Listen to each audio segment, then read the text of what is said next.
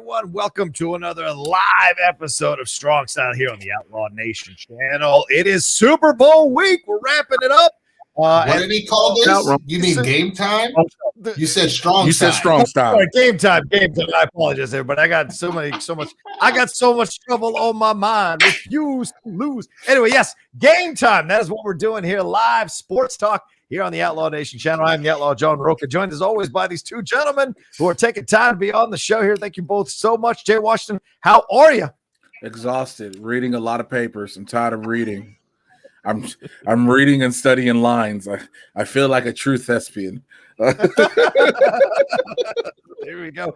Winston A. Marshall, you read lines in your sleep, man. How are you feeling, man? How are you doing, brother? Have you ever eaten a salad with a spoon? Because we have a fork in the office. Well, ladies and gentlemen, you're learning what poverty is, ladies and gentlemen. That is called poverty. No, it ain't poverty till you're eating with your hands. That's when it's poverty. When you're eating the salad with your hands. That's real talk. They do that in Ethiopia. Well, that's in the West Indies. In the West Indies, man, you just it's called you do that. Like you eat some. Have you not heard of finger licking good? Oh my God, Roka's one of them motherfuckers that be cutting up his pizza with a knife and fork, aren't you? I love doing that. I love doing that. Are you kidding? I love doing that. Gross. I can savor it. Savor it even more, that's for sure. Yeah, for those of you, how old are you? You can savor it. You gotta chew your food. As you get older, you gotta chew your food. The flavor's all in the back of your throat. What? I swirl it around like wine. I swirl that pizza sauce around like wine. Thank you all so much for joining us live here. We got about 53 of you right now. I'm sure those numbers will increase. But remember to hit that like button. And remember, the Super Chats and the StreamLabs are open. That's how you support us bringing this show to you every week. How I pay these gentlemen. I appreciate the StreamLabs more than the Super Chats because Super Chats take 33%, whereas StreamLabs do not. So please, you see the address above Jay's head there. I'm also going to pin it in the chat. Send in your question, thoughts, and comments as we go along with everything that's happening here. Gentlemen, let's pop it off with the big story that happened over the last couple of days. This massive trade between the Detroit Lions and the Los Angeles Rams here, sending their Super Bowl quarterback, the Rams are Jared Goff, to the Detroit Lions and a bunch of picks in exchange for Matt Stafford. Pretty incredible work here by both of these teams. We'll decide who's a winner and loser. It's so dumb. In just a second. But first, let's talk about this trade. Do you guys like this trade? Do you think this trade makes sense? We'll get into the particulars in just a second, but this was an incredible trade to go down. Matt Stafford just only a couple of days ago had said he was exploring a trade, and now this is going down. Jay, thoughts right off the bat. What do you like this idea for the Lions? You like this move for the Rams? What do you think? The quarterback swap, it is what it is. We've been saying the Rams need to get rid of Goff. It's the fact the Rams keep giving up every last one of their first-round picks. They're not going to have a pick till 2024 or something like that. Yep. That's the thing that's about this, like, yo, stop it. It's mind-blowing. Once we look at it, the Lions will get a third-round pick in 2021, a first-round pick in 2022 and 2023, which is the first exchange of former number one overall picks in the common draft era since 1967. That's insane. This won't be official until March 17th, but it's worth noting, Winston, that the new general manager of the Lions had just been working for the Rams. This is a little of the Danny Ainge, Kevin McHale, Kevin Garnett situation, it feels like. So what do you think about this overall trade? Do you think the Rams gave up way too much for Matt Stafford, who I want to correct you. You said fourth, and I don't know if that was a Freudian slip. No, sorry to bring that up again. It is first round pick. Yeah, it's a third-round pick in 2021 and then a first-rounder in 22 and 23. Yeah. This is look. Because they don't have a pick to give up. Because they don't have a pick to give up in 2022. Right. Something like that. Yeah. What? Sorry.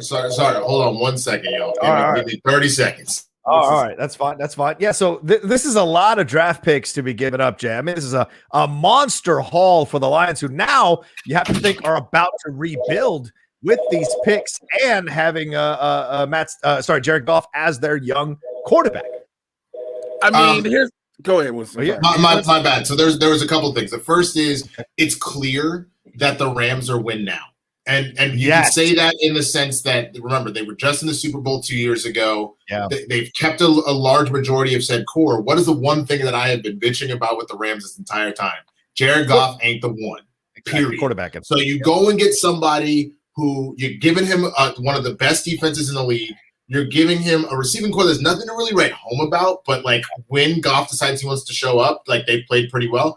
And their running back duo isn't terrible. Like they've had great games, they've had bad games. The biggest question mark has been, why is Jared Goff throwing for 140 yards right now? Why is Jared Goff throwing for barely 200 yards? Why does he have a touchdown and interception? That's not enough. So here's the thing. If you're going to end up with the Matt Stafford that played with Calvin Johnson, and part of that you could argue is Calvin Johnson, but if you're going to get the Matt Stafford that was slinging that shit like he always had, then you're going to end up with a situation where the Rams actually have a decent shot of doing this. But here's the problem. You have leveraged everything on what is arguably maybe the last 2 to 5 years maximum of Matthew Stafford's career. That is a bold move, and I would love to see if that works out for him, Cotton. That's essentially where I'm at this point. Pepper has a response. Yeah. You do that for Aaron Rodgers. You don't do this for Matt Stafford. Nothing says you do this type of trade. Not for this. You could have traded one for the other, but I'll tell you why the Rams probably had to do this, and that's boo-boo on them for saying yes. Well, the salary. Jared Goff's salary is insane. Yeah. And that's because they're like, he's the one. And so now whoever takes Jared Goff is stuck with that motherfucker and all that money suckage for the remainder of that contract. So the Pepper needs new shorts. And the Rams still have to pay. They have $22 million of dead money in this upcoming season, even after the trade. If they hadn't traded and just let him go, they'd have been on the hook for $65 million, which is insane to consider. So $22 million is what they're still on the hook for, even after this trade, which is insane to think about. Jay, you make excellent points here with Stafford. Is he the guy to make this kind of? I mean, we hear Deshaun Watson's out there now. We're going to get to that story in a little bit, but this seems is like he out there though. Wait, question is he? He says he's out there, which is all. We'll talk about it, but yeah. Matthew Stafford is look. There's nothing. I understand that money. There is nothing. That Matthew Stafford has done that dictates you're going to trade like this. That just shows how bad you wanted to get rid of Goff. I think you're leaving something important out, dude. And I'm trying to tell you, it's that contract. Mm-hmm. They had to get rid of that contract. That's why they can't get Watson. They can't afford him. They can't afford to pay Watson because they would have to absorb his contract. So they had to find a team that was willing to take this dead money on Goff and go, well, he's young. Maybe you can get this bad crap out of him. Yeah. And so that leaves you with limited options because the Rams fucked themselves. They thought that this was the guy. Yeah. So the problem is you have to find somebody as a trade option that has the cap space to do that. And the Lions are one of the few teams that could, unless you want them to go to the Bears. Do you want Jared Goff? No. I don't think Goff should go anywhere, to be honest with you. But you look at this, Matt Stafford, he is number 16 all-time in NFL passing yards with 45,109 yards and passing touchdowns with 282. He's number 18 in attempts with 6,224 attempts and number 14 in completions with 3,898 completions. His career passer rating of 89.9. He's number 21 all-time. And his Stafford? Yeah, Matt Stafford. And his 144 interceptions are tied for number 66 all-time with Joe Flacco and old Falcons quarterback Steve Bartkowski. So kind of crazy to think about. And Stafford is also number 4 all-time in passing yards per game behind only 3 people, Patrick Mahomes, Drew Brees, and Andrew Luck. He's also second all-time behind Luck in attempts per game and 4th in completions per game behind Brees, Mahomes, and Matt Ryan. So those are actually damn good stats when you've been playing on a shithole team with crap receivers other than Megatron for a majority of your career. He still was able to get to 3 wild cards. He never won the division under him being their quarterback, but those are incredible stats, even though, he's never really smelled a championship in the NFC. So does he walk into this Rams team that already has Cam Akers, which has been a great rookie year? You got Robert Woods, Cooper Kupp, that tight end that's coming along that they've got there. Do you think he is the final piece now that maybe pushes this team to the next level? He's a veteran leader. He's going to have, like you said, he's going to have these players like that are close, not Megatron, right? But they're more talented than what he had with the Lions. And he's playing in the summer, son. He's playing in the heat. He's playing in the sun. He won't be getting too cold, which helps old bones, let me tell you. So what do you guys, do you like this, though, for the Rams overall? Is he going to take them to an NFC West title? No, you don't think so, Jay? No. Okay. No. All right. Look, like you said, Winston just said it best. You get what? You said NFC West title? Maybe. Yeah. Maybe. But it depends on what happens with this San Francisco trade. If San Francisco makes a move. If it happens. If San Francisco makes moves, it'd be a different story. But NFC West title, yeah, but what does that mean in the long run? It means nothing. You get what I'm saying? I would say more the question is, can Stafford get them back to because they were a Super Bowl team no less than 2 years ago. Can they get back but to they Super Bowl? weren't supposed to be there. I don't again, they were at least supposed to make it to that. They were supposed to be at least to the NFC Championship, and I know it was stolen from the Saints, but they still made it to the Super Bowl. But then we got to see how fraudulent they were. Jared Goff could not get it done, and they only got 3 points out of that game. So what I'm saying is, if Matt Stafford can play how Matt's like, just look. Let's look real quick at his stats from this past year. Let me see if I can pull it. Pro Football Reference, great. So his last few games of 2020. Remember, he was injured too. He played injured. So the very last game against Minnesota, yes, they lost 35-37, but he put up 3 touchdowns, 293, 64% completion. The game before, it looks like that's when he got injured because he only had 17 yards. The game before that, 252 and a touchdown. The game before that, 244 and a touchdown. The game before that, 402 and 3 touchdowns with 1 interception. He's already playing infinitely better than Jared Goff. Yes. So if you're getting that same production in Los Angeles, and what Jared Goff's average numbers were like 150 to 190 yards and maybe a touchdown if you're lucky. If this is what you're giving them, this actually does make them a competitor potentially, but at what cost? I think the bigger thing to look at is you have genuinely leveraged your future to make this shit happen in a year or two. You have to make this shit happen in a year or two, or that's it. This is the Brooklyn Nets. They basically mortgaged the future of the next few years for a chance to get to a title. And look, McVay is still a young coach. Stafford, 32, that's not too far out of your prime. He can you got Tom Brady playing at 45, for God's sakes. So there's possibilities here, or going to be 40. There's possibilities here that Stafford could have a few years here. Plus, he has a better defense than he maybe has ever had in Detroit, which will keep him close in games. So if he can figure out this offense, certainly McVay must have seen something with this kid, watching tape, watching film, looking at him, and figured out this guy could work in my offense really, really well.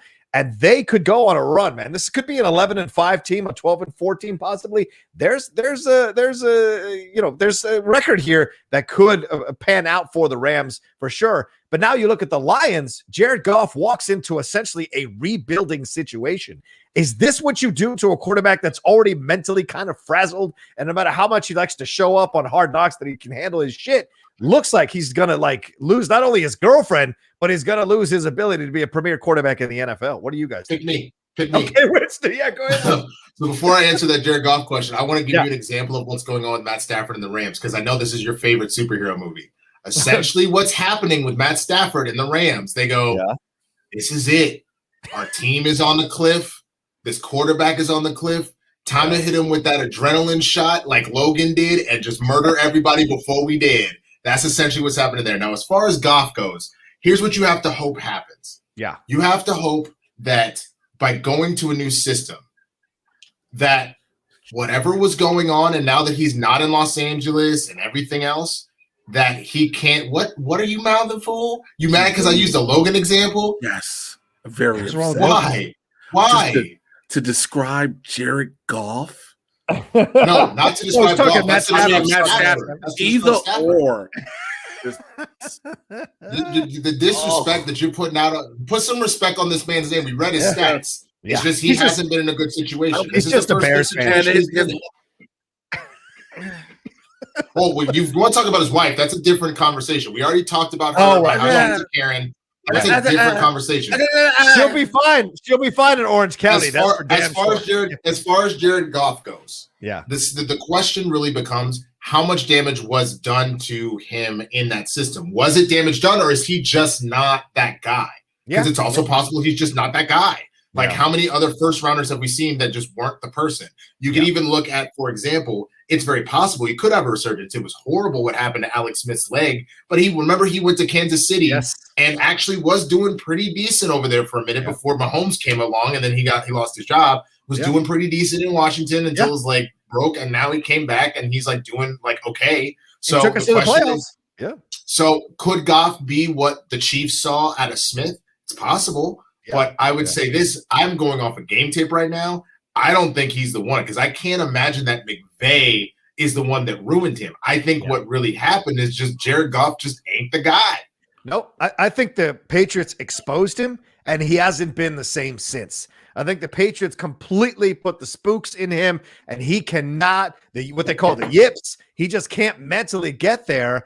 So much so that, like, even McVay lost faith in him at the end of the year and wanted to start that other kid, I think Wolford is his name, to start in the divisional round against the Seahawks, and he only begrudgingly started Goff because that kid didn't recover from his neck injury. So that tells you, man, when you lose a burgeoning great coach in McVay, you lose his confidence. I don't know if that helps you down the road with other coaches or other situations. And look, all these picks they're going to get, there's a quarterback they're going to select. How is Goff going to handle that? Playing alongside or competing against a younger quarterback who may come in and take his job from him. He becomes Carson Wentz. Yeah, he becomes Carson Wentz. But Carson Wentz needs to leave. I think it's the same thing at this point. You need to move these guys around. I'm serious. Yeah. No, I got it, but it's the same thing applies. He becomes Carson Wentz, and at this point, Goff, because you have put in Goff's head, you're that dude. When you pay him that much money. Yeah. When you pay a quarterback that much money, I'm worth this. You can't tell me shit, no matter what my gameplay said. No, I get where you're going. Yeah. Numbers don't lie. No, it's not even that. The minute you are paid that money and they trade your ass and they have to trade that many picks, now you're like, am I the guy? Yeah. Because I got my bag, but clearly they don't think I can do that. Oh my God, am I not the guy? Oh shit. This motherfucker went there and said, literally, Goff says, I'm just happy to be with a team that wants me. Yeah. Nigga, they don't really want you. Did he say that? Yes. This is what he said. And that's my point. That's my point. I think he's saying that to make himself feel better. I genuinely think he should. Well, let this is connected to our story. NFL.com noted that the phone call between Jared Goff and Rams coach McVay, who had become less publicly supportive of Goff at the end of the season, lasted hardly more than a few quick exchanges before Goff hung up on him to answer his father on the other line. That tells you how little these people cared about each other at this point when he was being told the story. He said, when he was being told he was traded, he said, I'm just excited to be somewhere that I know wants me and appreciates me, as Jay said. I'm moving forward and couldn't be more excited to build a winner there. I'm excited about Dan Campbell and the whole staff. Remember that Jared Goff committed 38 turnovers over the past 2 seasons, the second most in the NFL. And if it wasn't for Jameis Winston, it'd be the most in the NFL. So it's just kind of crazy to think about that situation here. So look. I'm just looking at the highest dead money salary cap hit since 2015. Oh, yeah. 2019, Antonio Brown, $21.1 million. Oof. Brandon Cooks, 2020. $21.8 million for the Rams. It's 2 of these are the Rams. And then in 2021, Matt Stafford is $19 million and Jared Goff is $22.2 million. Yeah. So like you traded 2 of the worst dead money cap hits for each other. And again, that's why the picks went, because you fucked the Lions cap space by an additional $3 million. So 3.2 mil. So you got that. But then my favorite quote is the one from the Rams GM Snead. He goes, moving on from Jared Goff, that's the money we've invested in him, that's not easy to overcome. Anything could be done in a cap-based system. Like, bro. Hey, John, approve my screen share. This is Jared Goff right now. Approve it. This How do I Jared do it? Do I let you? Okay, you just put the screen share up because I had it up. Sure. Okay. All right. It should be able. Click the screen. All right. Click the screen. There you go. All right. Yeah. That's no audio. Audio. Well, I tried to. They didn't let me share it. That's the Will Smith scene where he's like, "How come you don't want me, man?" That's what Jared Goff was saying to his daddy when he was talking about Sean McVay. How come you don't want me, man? And his daddy was like, well, son, I'm going to send you a text message real quick. And he's like, look at your phone. And he was like, what is this, Dad? These are your stats, nigga. Look at your stats. I got to ask a question to Patrick Glanville, though. He says it's crazy how quickly teams move on from quarterbacks nowadays. How quickly is quickly? Jared Goff has been there for, 5 years? Matthew Stafford been there his whole career. Is that quick? That's not Goff quick at all. Goff has been there half a decade, bro. Yeah. What? This isn't a Haskins situation. Yeah, Jay, go ahead. This ain't no 2-3 years and we done with him. This dude been there half a decade, bro. Say it that way. Don't even say years. Half a decade. Make it sound longer. Half a decade. He got drafted in 2016. He played the 2016 year, bro. So he had 4 seasons to show it.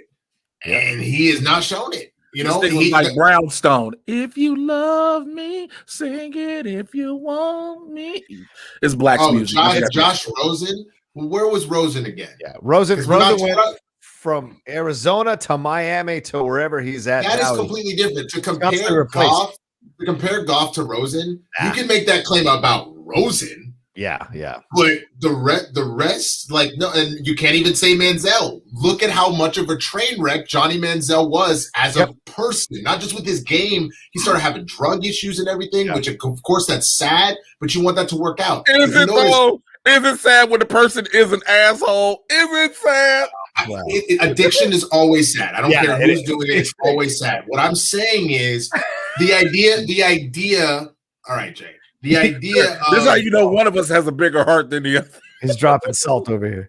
But no, go ahead. Yes. Listen, the idea is long story short, I'm just saying that anything 4 years or more is not quick. If you had a full college essentially experience to figure your shit out, that ain't quick. You had time and you just didn't figure. Because how quickly do freshman quarterbacks have to figure it out by their senior year because you're expected to be maybe playing for a title or a bowl? Senior year, try sophomore year nowadays. There you go. You got to get it together. It's true. And you can't bring up Josh Rosen because Rosen was a crap quarterback coming out of UCLA anyway, and he was already he was a turnover king. And I was so shocked that anyone took him in the first round. I was like Sam Darnold. I don't think Sam Darnold's a good quarterback either. But whatever. People love those Pac West quarterbacks. Drives me nuts. The only guy that's really kind of turning the trend around is Justin Herbert. Justin Herbert has looked damn good for San Diego. We'll see if he maintains that and they can put a good team around him. That's for sure. But Pac West quarterbacks rarely do good in the NFL, for God's sake. That was so harsh about Josh Rosen. I also think the other thing that there's a lot of I think a lot of the things that happen with quarterbacks too, where you don't always get that luxury of more time if you're going to cut them earlier. So like a Rosen, for example. Yeah. I don't think that the Arizona, the Cardinals, were ready to go all in at that moment. Yeah. But I would make the argument that like you have a lot of things working against them if they come into a team that's win right now. Yeah. If you're in a team that's still figuring out their identity or they're almost there and they need a piece or two, you're going to get some time. Right. But you can't bring in a rookie into like, say, who's an example of what, like the Saints. You couldn't bring a rookie into the Saints right now when you have all of the contracts in place that they're going to start to expire in a year or 2 years, that they were literally this close to making it, that they move on to an NFC championship game. Like that's why they were rushing it with Breeze, because they're like, we only have a year or two left with him. And we've set up this team with our contracts to win right now. So a lot of times that's honestly what I think is happening with the Rams. We got Donald. We got Jalen Ramsey. We got like these running back. We have to do this now. So bring in a veteran that has enough talent that hopefully that's the last piece that we need. You know what I'm saying? That this is the last straw and we go for it. Let me ask a serious question though. Yeah, go ahead. Do you think, and this is to both of you guys, do you think teams are afraid of the rebuild? And I say that depends on the team. I think you can't make a blanket statement. I think it depends on the team. Yeah, because it's like you always have a team where at some point you have to hit the reset button, if you will. Yeah, right. Where your great players age out, retire out, or or decide to move on, whatever the case may be, and you have to rebuild. And I understand the win now philosophy, but if you're looking at a team like the Rams, and you've acquired this veteran talent more so on the other side of the ball as opposed to the offense side of the ball. When you be realistic, they really stack their defense more than they've stacked their offense. They've been trying to go bit by bit piece managing. At what point do you say, look, we're just in a rebuild mode? Yes, we have this brand new multi-billion-dollar stadium. We get that. And I guess that's supposed to be the caveat to say, well, this is really why we got to win. But in all actuality, you just got to. But I would make the argument, I still think they have one of the softer receiving cores, but the running backs weren't bad. The problem is, if you know the only offense they have is the running backs, stack the box. And then sometimes they get 100-yard games and sometimes they don't. If now all of a sudden you do have both threats, air and ground, and again, they had arguably, they had a top 3 defense all year. Yeah. Like, you had a lockdown corner and one of the best pass rushers we have ever seen in Aaron Donald. So, between that and then the other strong pieces they had on defense, this is that moment. Now, nobody wants to rebuild. There's sometimes you just have to acknowledge it. So, the Jaguars seem to be in a forever rebuild. So they had the one, but the Browns now maybe not. The way that they played this year and the way that they at least won one playoff game, they're in a situation where add another piece or two and you can make it happen. Like, if you can replace Odell Beckham Jr., who was kind of problematic, and give them another which you can. It's very easy to replace him now. If you can still give them a receiver that can cut, whether it be a rookie, because it's a lot easier to get rookie receivers instantly involved. Yep. Quarterbacks obviously typically take longer unless you get a prodigy like an Andrew Luck, a Peyton Manning, even RG3 until he got hurt was that guy for a minute. If you can pull somebody out like that, great. But a lot of those other skill positions, the receivers, the running backs, they can a lot of times plug in immediately. And if that's the case, you move. And that's the thing. If the Rams, I know they don't have a first-round pick, I don't think. They might have a second. They have a second. If you can grab a decent receiver in the second and add that to Matthew Stafford, they could potentially do some shit. They genuinely could, because think about it. San Francisco doesn't know what they're doing because of the quarterback situation. Right. Seattle got mad exposed. So we'll see what they do with that. And then Arizona, they're hit or miss about what they're doing. The best-looking team currently by making this trade is the Rams, but you never sleep on anybody in the West. If you move a piece or two, all of a sudden one of those teams becomes a threat. So they look like the best coming out of this, but again, at what cost? Are we going to look down this in 2023 and they're like, man, the Rams are trash. Matthew Stafford retired. Aaron Donald said, get me the fuck up out of here. And now all of a sudden they got nothing. Okay, let me do a small addendum to that. Okay. Remember, the year they went to the Super Bowl, they had Ndamukong Suh and Aaron Donald. You had a solid, massive defense. And guess what? They held the Patriots for 3 fucking quarters until finally they got tired, and they were like, "Can you score some points, nigga?" And then Tom Brady was like, "Hey guys, listen, I know you guys all want Uggs and Tag Hewers. They're tired. You guys can get them. They're tired." I think that's what happens at the end of the day. Eventually, you got to show up. You got to show up and show out if you think you can play in this league, and you get a Super Bowl opportunity, and your defense is playing lights out against one of the most legendary offenses in the NFL and the Patriots in terms of victories, maybe not in terms of stats, but certainly in terms of victories. And you can't get more than 3 points.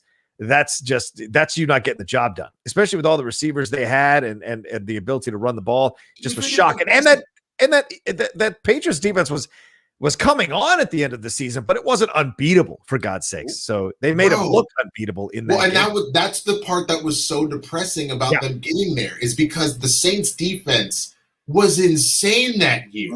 Like the Saints defense has been pretty solid the last few years, and they held the Rams down. Like the 1 or 2. One thing like the number something 1 like that. It was something wild. And that's what was so crazy, is that they couldn't really put up points against the Saints either. It just comes down to that pass interference, and damn, it's like, what the fuck? So it's this situation where, again, you're looking at it and it's like, at the very least, Jared, you couldn't get, it's not like they were missing. I think they missed 1 or maybe 2 field goals, but even if that's the case, you couldn't get it down to at least the 20 so that you can do a chip shot for a field goal. That says something about your offense. Yeah. Because remember, Todd Gurley was hurt. Right, exactly. But CJ Anderson was getting off running. CJ was. CJ Lil Thickums was getting off. They beat not the Cowboys in that game. He did not in that game. He did in the playoffs. He did in the playoffs. You're right. You're right. You're right. You're right. You're absolutely right. Yeah, but that's the thing. But that's Belichick figuring out a young quarterback going, oh, I know how to mess this kid's head up. And he did it. And you look at this and you're looking at the Rams here. You've got Cooper Kupp, Josh Reynolds, Robert Woods, Tyler Higbee. Those are your receivers right there. None of them got over 1,000 yards receiving this year. None of them. 974 yards in the regular season, 974 yards for Cooper Kupp, 936 yards for Robert Woods. Those are your top two receivers. Those are your top two yards gainers on the receiver side of things. So I think McVay knows he's got two potential 1,000-yard plus receivers in Robert Woods and in Cooper Kupp. So he wants to bring in a guy that can sling the ball to these guys and make sure that can happen. Stafford might be it, but listen, another thing we haven't discussed here with Matt Stafford, this guy has an insane injury track record. That's another thing that we're worried about as well, right, Jay? And dude gets hit. All it takes is one good hit, and he's out several games. Yeah, he missed the final 8 games of the 2019 season with fractured bones in his back. He's had injuries to his ribs, his ankle, and his right thumb just last season. In 2008, he played with fractures in his back and is something called a proximal interphalangeal joint dislocation of the middle finger on his throwing hand in 2016. Yeah, I don't even know what that was. It means he fucked his bone up. Yeah. He stuck it in the wrong hole. Basically, yeah. What? Yeah. So that's, but yeah, Jake. I heard what you said. He said he stuck it in the wrong hole and cracked it. He basically fucked up one of these bones. Yeah. But so a lot. You're looking at that right. You're looking at that quarterback, and you just levied the farm on him to get rid of this dude. This is the dude. I get what you're saying, Winston. When you look at Matt Stafford's stats, but also the injury, he is hella injury prone. Yeah. Look, and I respect what Jordan is saying. He's one of the toughest quarterbacks. He is, but Shaq said it. Father Time's undefeated, and so once you can get hit in that, you got to say it like Shaq did. You got to say, Father Time's undefeated. He beat everybody. He beat me, Kobe. Charles don't have a ring. Cody Rhodes. You want to fight Cody Rhodes? Want to fight Cody Rhodes? I'm going to get back in the wrestling ring because you know what? TNT asked me to do this. I really don't want to do this, but I got to promote the big show. Oh, man should not be in the wrestling ring. But yeah, I mean, this is a situation. I mean, the NFC West is stock full of pass rushers. The Seahawks, the Cardinals have a strong defensive line as well. And the 49ers ain't no slouch on that defensive side of the ball. So Stafford is one monster hit away from being knocked out for the season. And now you've just took on all this money and gave away all these picks for a guy who could be knocked out in the first few games of the season. So anything can happen here. And I don't know if this was the right move for the Rams. I get the thinking because it's definitely win now, and you wanted away from Goff because you just don't believe in that kid anymore. But you may have given up way too much for possibly only a few games. And now you're back at square one with all this dead money. And like you just said, Jay, now they're the ones they might have to be going into a rebuild all over again for the Rams. That's certainly possible in a new stadium. Because then it would be it'd be hilariously horrible if all of a sudden the Rams have levied all of this to get Stafford. Winston, check this out. You levied everything, right? All these round picks. You can't get nobody. You took off this money. You got Stafford. But you put that evil on him, Ricky Bobby. Don't you do it. Don't you do it. I know what you're about to say. Don't you do it. You leave him alone. What you think I'm about to say? Because I got smoking. Like, you leverage all these picks and all this stuff. And then first game, first hype, the lineman's not paying attention. He slips. Matthew Stafford gets tackled. And all of a sudden, every bone in his throwing arm is broken. And he's out for the year. And now you got all this dead money and no quarterback. I know where you were going with that shit. That was actually scenario number 2. Scenario number 1 was you do this, and through some mysterious twist of fate, Jared Goff takes the fucking Lions farther than you ever expected. Certainly, you never know. You got a new coach coming in. Ken Campbell kind of coach up these Lions. Got a new GM who worked this whole deal out to get himself some picks. Can they make some moves here? Stranger things have happened. Yeah, I mean, I don't know I don't know if there are free agent receivers or trades he can make, but he's got picks to play with. Now that he's got picks to play with, will he be able to get Goff some receivers there for the Lions? Because they're freshmen. They're first year running back. I thought he did a really good job. Swift, he did a nice job for them. But also, first hike of the game in the season, Matthew Stafford gets the ball hike. The offensive line is like, oh shit, I left the pot on. And next thing you know, oh Lord. Bro, what I'm actually imagining though is him not stepping to the side, but him like blocking, and he goes, Oh shit! I left the pot. That's all it takes. He looks to the side. You run past him, and then that's it. Darren says Stafford gets hit up more than a tight end on a Bears GM's phone book. There you go. Those tight end jokes are coming back. So then that's the question. The Rams line wasn't great.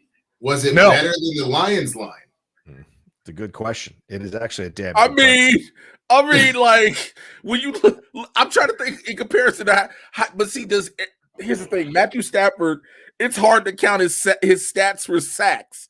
Like Jared Goff, every time he played, that time they got his ass, you'd be like, well, Matt Stafford didn't play in at least 5 of these games. So, like, let's see. Let me look at these. I'm trying to look up these final offensive line rankings. Browns were the best, then the Packers. The Rams had the 3rd best O-line, so it's just Goff is trash. Because the Lions were rated at, here we go, 13. Oh, I thought you were going down further. I thought you were in the 20s.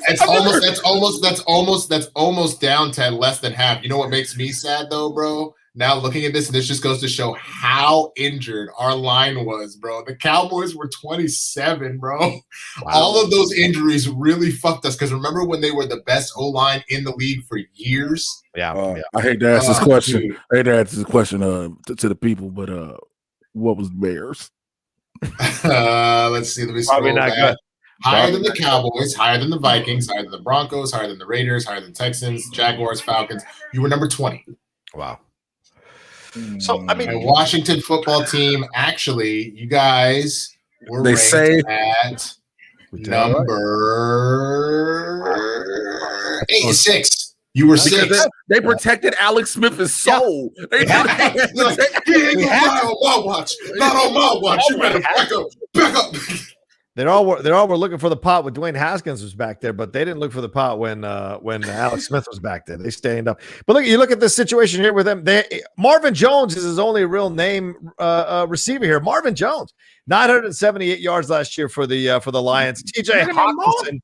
Nigga named Marvin. 723 yards. And then he's got Amendola up in here. So there's not really a lot of receiving help for him. Jamal Agnew, Quintus Cephas, and Kenny Galladay. I remember Kenny Galladay. I don't like the way you said Quintus Cephas. Yeah, I know. Look, let me tell you something. Danny Amendola used to play for the Rams and then for the Patriots, and everybody thought he died because he had at one point he had that big head helmet like he would play NBA or NBA NFL Blitz because his bell had been rung so many times they had to give him enough padding that he looked like his head was surrounded by a padded room, bro. They put pillows. They put pillows in that nigga's helmet. They was like, "Hey man, we got no." That's for sure. It was like somebody go run the Family Dollar real quick. What for? We need some pillows. Why we need more pillows? Danny Amendola's hand. Like, there's right. Galladay was the best wide receiver. Yes, he was. It's not saying much, but he was. Yeah. All right. So we've got some stream. We only got one stream. We were talking for 40 minutes, and you all just donated one StreamLab. All this information we're giving to you, all this back and forth and entertainment, and the best you can show us is one StreamLab. Come on, ladies and gentlemen. Tim Sim donated through Super Chat. He said, as a Houstonian, is that a thing? If Deshaun and also JJ want out by being traded, then I'm fine with it because our Texans let them down. The Houston Roughnecks of the XFL will be my football team when they return for the XFL under the rock. That's respect. JJ Watt may want out of town. Deshaun certainly wants out of town. We'll talk about that in just a second. J.A. donated a little bit. No questions. Roberto Arsenal said Watson either goes to Miami or the Jets. Both teams fear the other one getting him and winning the division for the next decade. As for the WWE, I always preferred Christian over Edge. Last night was a disappointment for the men's Rumble. Yeah, I can't agree with you, Roberto. Jay, you were on part of our watch along there for the Royal Rumble last night. Were you now with a little bit of hours of distance? Are you disappointed by the men's Royal Rumble? I mean, I just wanted Big E to win it, but I mean, Edge has a story. Again, Edge has a story. For those who don't know, he won the Royal Rumble. If you say spoilers, I'll kill you. Edge won the Royal Rumble. Again, the WrestleMania is going to be on Peacock, which is owned by NBC Universal. The eyes that are going to be on WrestleMania are going to be bananas. You are talking about money and everything else. Mm-hmm. Fair point. And we got one more. Can I say one thing about the Edge thing? Because I don't know wrestling a lot, but I did watch it back in the day. Uh-huh. Edge has not aged well, bro. I looked up and he had the long version of the Hulk Hogan balding going on and shit. And I was like, God damn. The nigga is 42, got kids, and he stopped acting to come back to the ring. Yeah, which I don't understand. He was acting? Yeah, he was a part of a number of shows. Yeah, he was doing He was well. in Vikings. He was in a bunch of stuff. Yeah, he was. Edge was out here making money. He was a series regular on a Canadian show. I can't remember what the hell the name of that one was, but I know it was a well-known show. But yeah, I mean, he did his thing. Good guy too. Yeah, hold on. I'll do a screen share of this photo. Yeah, but like, good Lord, for a man his age, it looked good. Haven, that was the show he was on. You got to add it into the show, real quick. Oh, okay. But it should be. There but like, that's a tweet he put out, 2021, how it started, how it's going, what he put this morning. So that's him in that Canadian show, right? Yeah. And then look at him over. He is jacked. Look at him, 42. There are muscles on the side of your abs, underneath your. I didn't even know. You see that like kind of crease right there? I didn't even know that was a part of the muscle set. I didn't even think. I never thought those were real muscles. I thought those only exist in comic books. Oh no! Until I started seeing real life niggas with them, I was like, "Oh, you can really get those." Okay. That's what happens when you just eat chicken and broccoli all day. That's all. Steamed broccoli. Steamed broccoli. You're absolutely right on that. Yeah, Haven was the show he was on. Yeah, and so it wasn't much. He did some other kind of like straight to DVD movies or whatever. But I guess eventually he realized he wanted to come back to the ring. He's also married to a former female professional wrestler as well. So Winston, check your phone. Okay. There you go. Dwayne Turu donated, said, thank you, Dwayne. A very kind donation. Says, great show, John Jay and Winston. Do you think there will be NFL players opting out of the 2021-22 season? All the best offseason moves by teams won't mean much if most of their key players take the year off because of the fear of COVID infection. Yeah, what do you guys think? Do you think he could definitely change some light bulbs for me? There you go, Isha. I respect. Do you think there'll be players opting out? To like we saw the Patriots opt out like 8 to 10 players for this season. Do you think people opt out? Hey, remember I said this like 2-3 months ago. NFL Monday Night Football presented to you by AstraZeneca. Well, I say that to say the league will guaranteed have the vaccine for players. Oh, you think so? Okay. Honestly, Rocha, the way that the vaccine has been going already. Here's the problem: you've had a number of people, and I was bitching about this on Facebook and Twitter this weekend because I'm still banned on Facebook.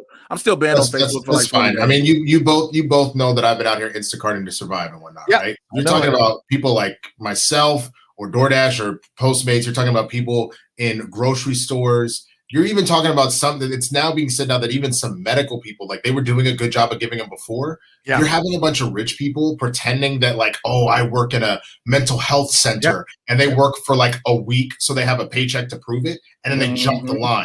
Yep. And now you have the priority being shifted to old people in a lot of states, which I get that old people are the closest to it. But the thing is, if they're staying home, the people that are making sure the rest of the world still runs should still get it first so that they can bring the food to them or whatever else. So like, I'll tell you, based off of that, I guarantee you the NFL will find here's $1 billion for the league for every personnel we have, all the players, all that, give them all vaccines so we can keep this right. And we'll put that company and again, you think I'm joking, put the company's name on as a presenting sponsor because it makes them, remember the NFL lost their non-for-profit status years ago. This is all about money all the way around. And if you put that the NFL, the NBA probably won't do it. I don't see the NBA doing it at all because because they've been too like, we shouldn't be this way.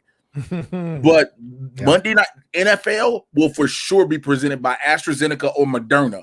One of these people or AstraZeneca. I just know AstraZeneca is another pharmaceutical company. Oxford. Yeah, there's like 4 of them right now. There's Pfizer, Moderna, AstraZeneca, and Johnson & Johnson. Yeah, Johnson & Johnson's like that's 99-cent store of the vaccine right now. It's only 70%. It's only 70% effective. Is all I'm saying. What'd you say? The first ingredient in their vaccine is water. Like, the first ingredient is clearly baby oil. You know that's what everybody buy Johnson & Johnson for. You're out here like, why am I Why is it whenever I sweat, I just feel greasy as hell, like I got a goddamn Jerry curl? What the fuck? Like it's just a Jerry curl juice is just dripping out of my pores. I don't understand. It went in smooth, huh? That's all I know. It went in smooth. Oh, look. All right. Let's see. We've got some StreamLabs. Thank you all so much for responding to my shout out for more donations here. What movies _ Matt says, you want a tip, Rocha? Here's one, Rocha. Get the damn jinx off the screen. I'm still mad at you, Jay. Winston is that dude, though. And Rocha, I got mad respect for you. Just be sure to instill that championship mentality in the Rager. Absolutely. Can you do me a favor? Can you do me a favor real quick? Can you do me a favor real quick, Rocha? Can you do me a favor so I can say something to Matt personally? I would like to say something about my heart. You want a solo shot? Yeah, can you do that, please? Thank you. There we go. Go ahead. Hi, Matt. How are you? I know you're still upset that the Cleveland Browns are no longer playing for the Super Bowl, and you want to say that I happen to jinx your team. Well, I would like to say, shut up, Winston. Allow me to make my statement. I would like to say this from the bottom of my heart, from the deepest recesses of my soul. Mm-hmm. You niggas what? I know the Bears suck anyway, but nah, bitch. Let's continue with the show. Hello. Yeah, no, you said it. Disrespectful bastard. Hella disrespectful. Like you were the most. Like Rocha, you go straight up and say the manager of your brand new rookie on the Fifth Stock Exchange. You just gonna let Jay disrespect him like this? That's the manager. He's talking about the Cleveland Browns. He's not talking. I understand that, but this is like in the fan league that like that's his best friend and the person that helped manage him to get drafted. You just gonna let Jay disrespect him like that? Oh yeah, that kind of stuff is sports talk. That's a whole nother ballgame. Now, when you're asking me about Ranger, you're asking me about. It's just sports. You're asking me about Rick Radis. Absolutely. We're training him up. Definitely. A lot of stuff in motion for the faction. So, definitely. You're going to let him disrespect him? Oh, absolutely. Oh. This is a game. It's a sports talk. It's had nothing to do with the slowdown. Matt, I still love you. Fuck both these niggas. I got your back, man. I got your back, son. No, I'm not in it. I'm not in this issue, but I appreciate the respect. Thank you very much, Matt. And we are going to train your boy up. Don't you sweat it. Gregory Jensen says, great show as always. I feel like Stafford deserves a shot outside of Detroit. He is outside of Detroit. NFC West is wide open, and I feel like he could fit well into McVay's offense. Okay. They must think he fits the scheme. Otherwise, you wouldn't give up that much draft capital. Well, yes and no. They had to because, as Winston mentioned, his salary demanded that they had to give up that much draft capital in order to make these moves. So that's how that went down, because the Lions are taking on, for lack of a better term, a Lions share of Goff's contract. The Rams still they had to get compensated in another way, and that's what the picks are for. So yes, but I agree. Boo this man. They must have done some analysis and figured out that Stafford was their guy. No doubt. Let's see. Mo, that's actually, Kenneth, that's a bunch of horse shit, and we're gonna show you this season. Don't you fucking sweat it, kid. Don't you fucking sweat it. So what you're saying is this is what's going to happen, ladies and gentlemen. I'm not even a part of this show. There's going to be a lot of families from what I'm going to happen. Drafted. There's going to be some great You're going to have matches where Rocha's going to get embarrassed like Adam Collins did him. He's going to come back on Monday on Game Time like the motherfucker won the title. How did I get embarrassed by a guy who won the title? At the time, he hadn't won the title. At the time, he was a brand new rookie. I lost to a guy who lost in the next round. Then that would be embarrassing. Wait, why do we have the same icon? Why do we have what is that all about? What the hell? I mean, Rocha, let me see. Turn off your camera. Is it also the same one for you? No. I know because why. that W becomes the W. No, we're in the Blurred's account. Yeah. Oh, you guys use am I still logged into that? We're logged in the Blurred's account. There you go. That's funny. That's just go back and forth. What the actual fuck? Anyway, I don't know what we're saying. All right, let's move on. Let's see. Gregory Jensen. Yes, Greg, we answered Jensen. Thank you so much. Patrick Glanville said, where was the security at Dodger Stadium for those anti-vaccine nuts? Well, Patrick, look, that's not really a sports story because there wasn't a game going on.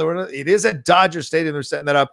You're right. But all I can tell you is this. You can have questions because you wonder how many of the people on the police force feel the same way. The second thing is Maybe there is an edict there where they are not made. I mean, can they arrest everybody at that protest? I don't know. I wish people would adhere to protesting on the side. You still are getting your point of view across. You are there, but to block entrance to people who are getting vaccinations, that to me is accessory to murder. And the reaction to it should be equivalent to that. That's all I'm going to say. You're dismissing. You said all that to just dismiss one important factor. White guys protesting can do whatever the fuck they want. Well, sometimes, yes. Depends. If they're long-haired white guys, they actually can't. You've seen the cops beat down those guys in the past. Let's see. All right. Roger Robertson says, hello all, enjoying the show. Winston, what do you think Dak is going to do? It looks like the money for quarterbacks are going down with COVID. Big Ben is reworking his price and other quarterbacks are looking at getting cut. Trubisky, will Dak agree to a lower price to stay on the Cowboys? Here's the hard part. Dak was already playing at a level that he deserved all the money, and then he got hurt, right? Mm-hmm. So the issue is, and with an injury like that, just the kind of leg injury he took, it may be one of those things where he's lost some leverage because they got to be like, can you still do what you did? Yeah. Like if it's a situation where it's like you broke some ribs, it took you out for the season, but like it was broken ribs. Like a lot of times you can be like, once his ribs are healed, he'll be fine. Mm-hmm. I would make the assumption that he's going to take a little bit less, though he shouldn't have to. Yeah. But I also have a feeling, depending, because I don't know how he was in that room. I don't know how attached he is to that team. I would not be surprised if all of a sudden we hear him being like, yeah, I'll take less money, but I'm leaving. Yeah. I'm so scared that he's going to be like, man, fuck y'all. But we'll see. I mean, you got to look even at Zeke. Let's just be real, because that was supposed to be the 1-2 punch. On offense for them. Yeah. I mean, he disappeared. When he had the chance to carry the team, he kind of disappeared. Not trying to be critical to get any kind of rise out of Winston, to be real. He kind of disappeared when he had the ability to carry that team and didn't. So you got to ask yourself, does Dak feel comfortable walking back into that situation? Plus all the shit they took for working out together during COVID. Like there's a lot of drama there in Dallas. The spotlight is so on you all the time. Does Dak maybe look at other quarterback openings on other teams, other situations that are set up for him to succeed and make the move? I mean, New England is tailor-made for him, man. I would leave in a heartbeat to be under Belichick because receivers will run to play for Dak Prescott and Bill Belichick in New England if he makes the move. I don't know. All right. All right. Let's see here. Charles Clark says, hey, guys, another great show so far. No matter where all these quarterbacks end up in free agency or trades, do you see any scenario where the Bills or the Chiefs aren't the top dogs in the AFC and Brady and Rodgers are top of the NFC, assuming Breeze retires? I do. Yeah, Breeze it's pretty positive. Breeze is retiring. They were even saying they're kind of waiting until June to like do that properly, but it sounds like he's gone. Yeah. If something on the only way the Bills aren't atop the AFC is something unfortunately happens to Josh Allen. Mm-hmm. That's the only way the Bills aren't at the top of the AFC. Really? Next week, next year rather. You think the Bills will be back at the top of the AFC with the Chiefs? You all you can do now is grow with that team. Yeah. You learn what happened. Now you got to make this team have a solid defense. That's it. You just got to stack up that defense. You realize our offense is pretty damn good. We can't argue this. Our offense is where the Bills were good. Defense, we just got to put in a few key pieces. And also, I hate to say it, take key pieces and make them backup pieces because that's something teams don't do that often anymore. They always have key pieces to be in their starters, but you got to get someone who's willing to be a key piece to come off the bench, if you will. Yeah. Well, all right. Fair. What do you think? What do you think there, Winston? Do you think will they'll still be the top dogs, both the Bills and the Chiefs and Brady and Rodgers there in the NFC? NFC, no. NFC, I think is that's a little bit too volatile. You like if Seattle figures their shit out, Russell Wilson's immediately back in the conversation. If Dak stays and we fix our line issues, Dallas can maybe be in the conversation. Washington's defense is one of the best in the league. Maybe they become the conversation. You get Saquon Barkley back in New York. They may figure it. Like this was a bad year for the NFC East, for example, because everybody died. Like every player on all four teams decided, except for Carson Wentz, who was just trash. But everybody else just decided, you know what I don't need right now? My knees. or my arms or any of my limbs. And so we were playing with backups of backups of backups on all 4 teams. Yeah, so don't need right now. Knees, don't need them. I don't need my knees. You can have them. So if the NFC East figures their shit out, that could be a thing. Tampa Bay should probably, it depends on if Brady keeps playing like Brady. If the Saints figure out a quarterback situation, the Saints are still that was a whole team and they were functioning without Breeze for a minute. So there's that. I mean, I think the NFC is a little bit more up in the air. The AFC, let's look at the divisions real quick. Nobody's really a threat outside of the Chiefs out of the West. Let's be honest right now. Nobody's ready to step up. In the East, you said the Bills. The Dolphins look good at times, so they could potentially figure their shit out and do something. Well, look, real quick, Winston. If they swing that trade for Deshaun, then this conversation is completely different. Then possibly Miami's in that mix to be at the top of the AFC if they can swing that trade for Deshaun Watson. But I think exactly that. I think in the same way, you need a quarterback in New England. If you give him a quarterback and you get back the starters that set out for COVID, like Jay mentioned before, all of a sudden the Patriots are a threat again. The Jets are the Jets. The AFC North sounds like the Steelers are in rebuild. The Ravens are still going to be a threat. They just need to figure out their playoff issues. The Browns have become an issue for people now. They're legit. Don't talk about the Bengals in the South. Texans got a lot of work to do. Jaguars got a lot of work to do. The Colts are a quarterback away. So if you bring in another vet, they could be an issue. And then who's the last team there?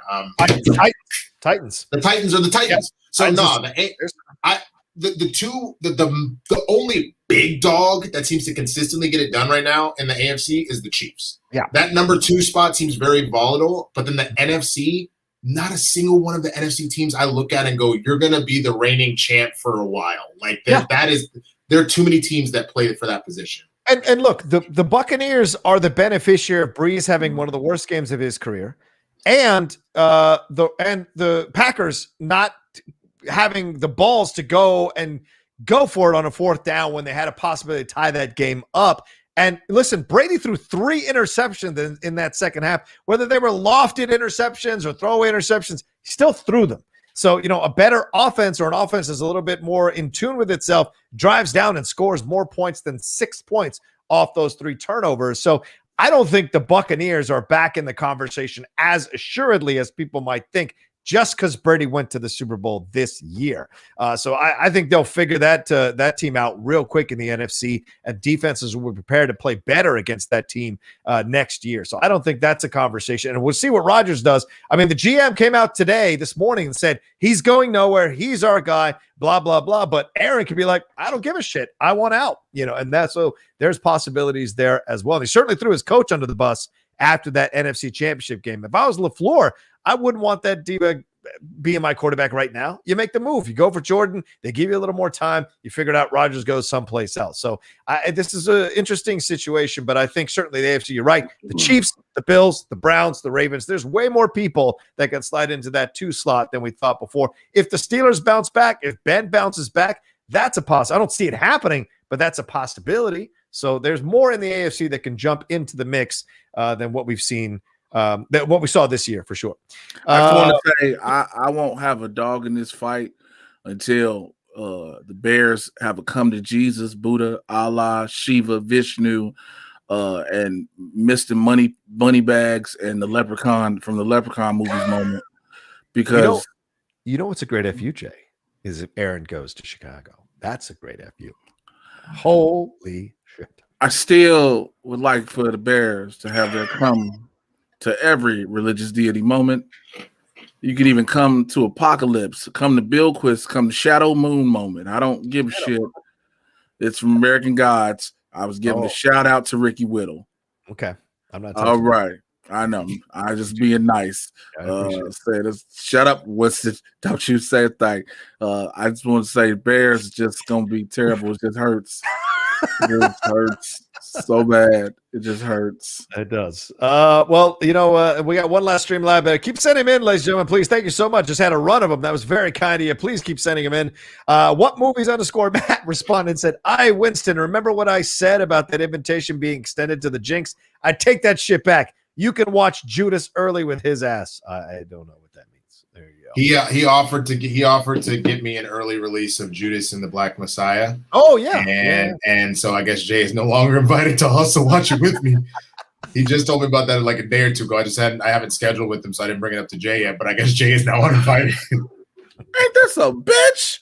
You literally told him to go fuck himself, bro. What if you would have told me that was an invite to a movie, I'd have been offer my condolences. No, see, and that's the problem. You can't just be nice to people because they're gonna give you something, nigga. You know why? You know who else learned that fucking lesson? The motherfucker that tried to check me this weekend. That's who fucking learned that shit. What happened? What? Oh, that's a separate conversation. Ask me offline because someone tried to come for me this weekend when I didn't do shit to that motherfucker. Wow. Kenneth Day says, I saved my Streamlabs for Blurs. LOL. Bitch, send some this way too, for God's sakes. All right. Let's keep moving on to our next thing. Our next new action item here is Deshaun Watson asking for a trade from the Houston Texans. Deshaun Watson has requested a trade from the Texans. According to this is Adam Schefter. This was this past Thursday. Watson made the request apparently to the team 3 weeks ago, according to ESPN. You know, the Texans did hire a new coach, David Culley.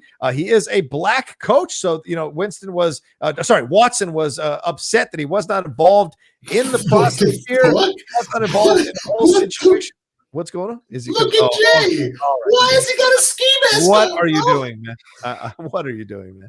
All right. And the ESPN is also reporting that sources are telling them that this new hire still does not change Deshaun Watson's desire to leave. Watson signed a 4-year, $156 million contract extension in September and is still under contract through the 2025 season. He has no trade clause. But given the length of his contract and possibility of franchise tagging him for 3 years, the Texans could choose not to trade him, and they'd just control his rights through the 2028 season. That's insane. And this is all because he was upset about not being involved in the process of hiring their new GM Cesario and their new coach. If the Texans choose not to trade Watson, he could opt to not to report to mandatory team activities or training camp, but at a cost. Houston can fine Watson $95,877 for missing minicamp and can fine him $50,000 per day for each day of training camp missed, plus 1 week's salary, which is $620,000 for every preseason game he misses. In the unlikely scenario that Watson chooses to retire, the Texans can collect $21.6 million. So, gentlemen, I go to you. They got a black coach in David Culley. Yes, he's an older guy. Yes, the Ravens weren't really, some of the pieces he was in charge of didn't play that well this season overall stats wise, but he slides into the situation. Do you think there's any way to say this? Watson has removed all Texans references from his social media. So is this pretty much a done deal? And he's either going to sit out or force this team to trade him? What do you think? Well, this is go ahead, Jay. Go ahead. This is called I'm trying to hold y'all hostage till you let me the fuck go. That's what this is with Deshaun Watson. Is that what you're saying with the mask? Is that what that? Yep, I'm holding y'all hostage till you let me go. By the way, shouts out to the CW in Riverdale for the ski mask, which I felt really weird as a black dude. They said bullshit. They're the one reason you have the ski mask. Yeah, wow. The CW Riverdale on it. No, I got a Riverdale hoodie and I got some candy. What the fuck is Riverdale about? I thought it was about Archie, nigga. They be having muggers and shit, be sexy as fuck. Anyway, you don't get this on the Sports Center, ladies and gentlemen. Anyway, yeah, go ahead. Yeah, because they'd be to shot up the studio like that's a nigger in a mask. No, but anyway, not with the hard R, bro. Whoa. Sorry. That'll get us cut off. I'm sorry, the hard R will get cut off. Well, it was fun. And thank you for joining us for game time. It's been fun, everybody. No, but seriously, I think it is. He doesn't want but the caveat is going to be, if he tries to pull the retirement thing, he has to sit out a year. He can't just say he's retired and think he's coming back immediately. Plus, he has to get back $21.6 million. Yeah. He finna sit here and hold the Texans hostage till they get rid of him. Mm-hmm. I mean, because they think they hurting him with the whole your pay and all this, that, and the third. Deshaun is like, do it. I don't care. Yeah. He doesn't care. It's pretty clear. Especially if he's already banked. If he was smart with because that's the thing. Even with rookie money, he's a millionaire. Yep. You're obviously not the crazy, insane multimillionaire you would hope to be, but he still has made a decent amount of money. So, if he's done well by it, and he really wants to stand by his morals on this. I think the thing that kind of comes down to it, what this reminds me of, people have made the argument. I mean, she still was trash, but they were saying that there must have been some sort of clause where, because you see Melania like pulling her hand away from Trump and like, don't touch me, that she was essentially at some sort of like NDA hostage where it's like, you're going to stay married to me the whole time we president. Yeah, she couldn't divorce married to me for a couple years. And if I even hear you divorce it, not only your ass going back to whatever country you're from, you ain't getting no goddamn money. So like, it almost feels like the same thing. The Texans is like, you're going to play this ball. You're going to be our quarterback or your ass is grass. So that's kind of what this feels like right now. Yeah. But Sean, is like, but again, when you got somebody who is that dead set, like my heart is not into this. Yeah. Because that's the last thing you are going to want is for him to go on the field and not care. Yeah. Because if you bench him, then you look even worse. Yeah. You know, it's crazy. The team went 4-12 this year, and it was his best year as a quarterback for the Texans. He threw a career low 7 interceptions. He had 33 touchdowns, 4,283 passing yards, which was a single season. Both of them, are single season franchise records. That's insane. He's played only 4 seasons, 54 games. He has 104 touchdowns, 14,539 passing yards. He ranks second already in the Texans franchise history behind Matt Schaub. Oh, Matt Schaub, who threw for 23,000 yards in 90 games. So he's already almost caught up to Matt Schaub in way less games. And his record is after they fired Bill O'Brien. This wasn't even before it. Once they fired O'Brien, even though they lost all them games, he started playing lights out for what he could do. Yeah, yeah. I would even point out with Deshaun real quick, just looking at this, because he signed this extension the end of this year or last year, but it doesn't go into effect until this coming year, right? Right. So the funny thing is, just looking at it, it looks like he already had made. The total of both contracts is 110. Yeah, it looks like 110, something like, or maybe that's what he's already earned. I don't know. My point is, again, even if you walk away from the NFL and you're like, I made $9 million, as long as your ass wasn't doing something stupid and blowing your money, fuck it. I'm a $9 million heir. You know what I'm gonna do? I'm gonna put that money in GameStop and I was just gonna say, buy like not now, because apparently that's all we're past it now. But you know what I'm saying? Like, to say that you can't make it work off of $9 million is crazy. And I think that that's kind of the situation. If he's really serious about that, he'll be like, fine, take your funky little 21.5 mil back. Yep. And I'll retire and I'm happy with my $9 million. And I think if he's serious about how he's being treated, and think about what the Texans again have done with a lot of key Jadeveon Clowney, get out of here. We're gonna trade away Hopkins, get out of here. Like, even if Bill O'Brien was behind that, as an organization, they have constantly proceeded to not protect this man, not like give him the weapons to succeed. And he's just had a bad taste in his mouth. So there's a point where I think you put your foot down and you go, I'm not gonna stand for this shit anymore. Yeah. And I would support him completely if he's like, fine, I made $9 million, I'm good, I'm out. Yep. That's a fair point. FJM72 wants to ask, quick question for the Blurds. Did you make enough money for Jay's plane ticket to Texas in a hotel? No. No. I'm sorry. I wish we did. Yeah. It was on our very, very freaky show, Rocha, which we know is too sensitive for your heart. See, we discussed that on the show. We was like, Rocha couldn't do it. We were like, should we bring Rocha on? We be like, so the other day I brought up this vibrator. Rocha be like, no, Mrs. Rocha's right there. No. Lady Outlaw right there. Don't do this. Like, we was like, nah. Maybe one day. I don't doubt it. I love hanging out with you guys. Oh, so there you go. He's made a total of $13 million on his rookie contract. Oh, there you go. And again, let's just be honest. If Deshaun Watson retires now, he's going to a desk. He's going to one of those networks. Oh, yeah. Absolutely. He could go. Yes. Absolutely. In a heartbeat. It might be too soon. He'd get an analyst gig. He'd get a black commentator or analyst gig. He wouldn't have, like, I know people would say, well, he doesn't have the rings and blah, blah, blah, blah. He would have that younger generation. He would have did that shit into the rings. Yeah, but he would be that younger generation experience that they don't have. Yeah. Not even Matt Hasselbeck. It was Tim Hasselbeck who fucking didn't even see a playoff game in his life.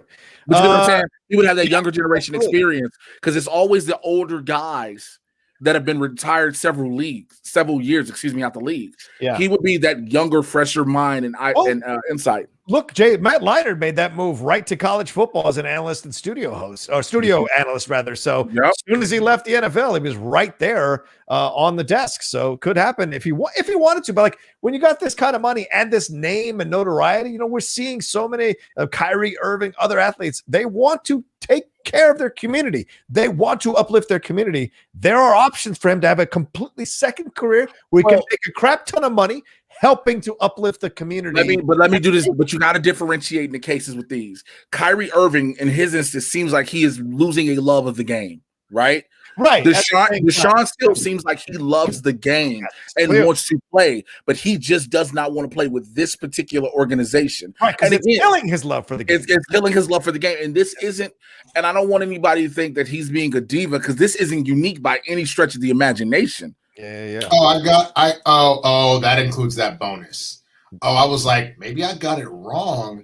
But that's okay. So his rookie signing bonus was $8 million. Mm-hmm. So that he made 8.6 that first year. Then he made $1 million, 1.1 the second year. The third year he made 1.7. And then before that signing bonus, he made another 2.2. So yeah, he's made a solid amount prior to this. Yeah. But yeah, so anyways. Yeah, he can make he's doing fine. He's doing fine, for God's sakes. I think he made 29 this year, and he said total when you include the signing bonus, it was 29 million. Yep, 29 million, for the love of God. All right, let's see. So yeah, do you guys think though? Do you think he's gonna go? Do you think he's gonna force this trade? I mean, Nick Caesarea is the new GM, and remember, Deshaun's only 25 years old, for God's sakes. He said, organizationally, we just want to reiterate our commitment to Deshaun. He's had a great impact on this organization, a great impact on a lot of people, a great impact on this team. We look forward to the opportunity to spend more time with him here this spring once we get started. We have zero interest in trading the player. We have a great plan, a great vision for him and for this team and for his role on our team. We look forward to the opportunity to spend more time with him here this spring. Man, is checked out. He is checked out. My problem with this, you know what this is? This is if me and Rocha in an argument, I'm like, Jay, tell Rocha that we have a great plan for him over here with swag. So if he would stop being a little bitch, then maybe we would do what we need to make sure he's set up to be able to succeed. I just like to say that with his personal real feelings and how he's been trying to get Rocha the swag. He's like, bitch, we got a real plan. Let me tell you something. There was a possibility. There was certainly an opportunity for that to happen last year with how some things were lining up, but it didn't work out that way. That being said, Rocha didn't want to be is a great man. Be drafted in the fourth round. A great man. So he's like, you better. It should have been one of the three. That's for goddamn sure. I understand. I understand. Guaranteed contract. I understand. I'm just saying what I'm laughing about is that if we're just using an example, that's what they're doing. They're going to the media and going, we have a great plan for him. It's gonna be great. Nah, motherfucker. You need to call Deshaun and be like, Deshaun, here's the deal, bro. Yeah, we are so sorry. You want to know Deshaun Watson? Deshaun, you keep talking. You be that. You be the person talking about the plan. I'm gonna be Deshaun Watson. Deshaun, so here's the thing, man. We have the greatest plan in the world for you. You know what we really want to do? We want to bring in all the receivers that you want. If we need to call Hopkins and be like, bro, we will re-sign you. If you want that your girlfriend can have whatever seat she wants in the house, we can do that. You know, whatever you need. If you want a helicopter to fly you into the 50-yard line before every game, and that's how you get delivered to the stadium. Well, we should do that. If you want, what's his name, Joel Osteen to give a personal prayer for you before you hit the field, we will make sure that Joel Osteen is here for you. Whatever you want, we want to do. That's literally him. Yeah. That's literally Deshaun Watson is literally like, I don't give a shit. You motherfuckers can offer me gold-plated cleats. I don't give a fuck. We've all been there, right? We've all been there. When we're done, we're done. There's nothing else you can do. You can. It's a broken relationship. Yeah. It's a relationship that is look, I hate to bring him up, but he has a classic song, When a Woman's Fed Up, and we can apply it in terms to. Are you saying R. Kelly? Are you going to bring up R. Kelly? That's why I just brought up the song and didn't bring up the name. Okay. But if you listen to the song, it's the truth. When a woman's fed up, this is the equivalent. I knew he was going to do it. I knew he's going to do it. This is the equivalent of that type of fractured relationship. Deshaun is fed up. There's nothing. There is nothing that the Houston Texans can say. You could just put him on a single shot, Rocha. That would have. This is effective, though. This is effective. No, this is sending a message. This is this is how you send a message. Yo, Kenneth says, Jay, you need to put that mask back on for whatever this explanation is. This is how this is like that's a mess. But no, it's he's that done with the relationship. There is nothing that Houston can do to win him back. There's nothing. Mm-hmm. You didn't have. All I asked you guys is let me in on who you talk to for the head coach. Yeah. I asked to be in this meetings to be able to get that input. Yep. And what do? You cut me out of this. So you don't care how I feel about this. You think I'm just going to do whatever you say and just go with whoever you put in here. Yeah, it's a good point. All right, let's see. We'll see what happens. I mean, we're going to keep tabs on that. You know, they did hire, like I said, they hired Baltimore Ravens assistant coach David Culley. He's 65 years old. I don't think of a 65-year-old coach, black or white or whatever, gets you excited as a 25-year-old quarterback to really be on top of what's happening with the top of the line offenses in the NFL.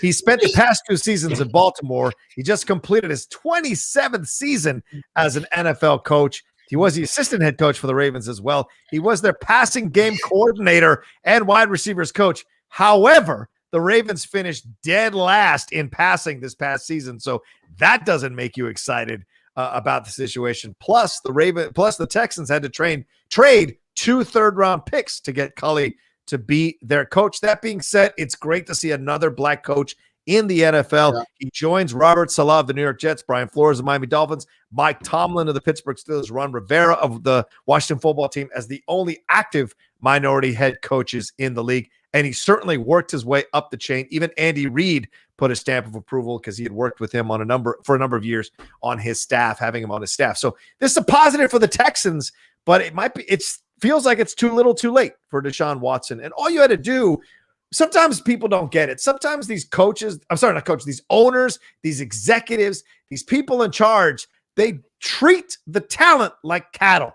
They treat the talent as irrelevant to the conversation. And all the talent wants is to get the conversation, get the phone call, be like, this is who we're looking at. This is why. This is what we're into. What do you think? It costs you nothing to call the motherfucker on your drive home and say, this is what we're thinking about. This is where we want to go. What do you think? What's your feeling about it?